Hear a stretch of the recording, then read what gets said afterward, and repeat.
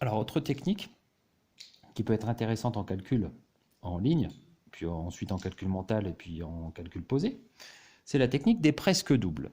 Alors, quand on entend presque double, on entend presque et on entend double. Les doubles, je vous les mets là, on les connaît par cœur. Donc on va les utiliser pour réussir à calculer un calcul qui sera peut-être un peu plus difficile.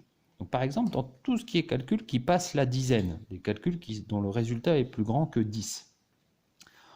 Je vous montre 8 plus 9 égale.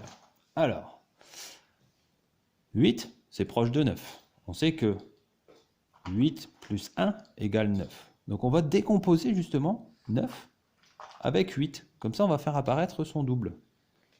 9, donc c'est 8 plus 1. Ici, je descends mon 8.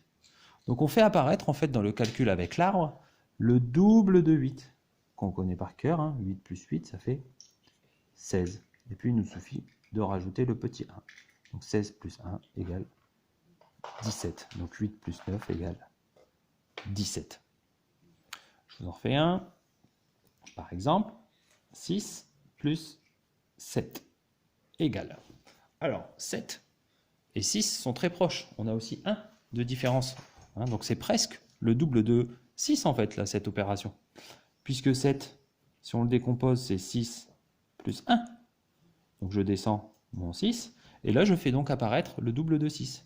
6 plus 6 égale 12. Donc 6 plus 6, 12, plus 1. Et donc j'en arrive à 13. 6 plus 7 égale 13. Donc voici une petite technique, hein, donc la technique de l'arbre, qui peut être aussi intéressante pour faire des calculs où on passe la dizaine.